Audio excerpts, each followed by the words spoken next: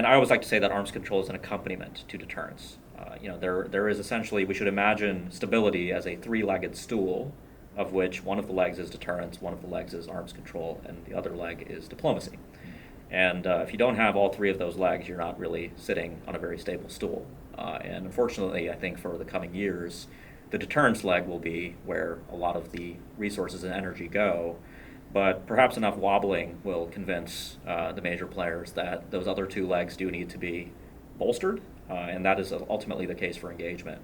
And the alternative to not doing arms control is that we just tolerate this world of growing nuclear risks. And of course, as we learned during the Cold War, allowing the enterprise of deterrence to remain essentially unconstrained is just simply too risky. It all goes back to that risk, which is inherent in deterrence. It is the core feature of deterrence, is risk.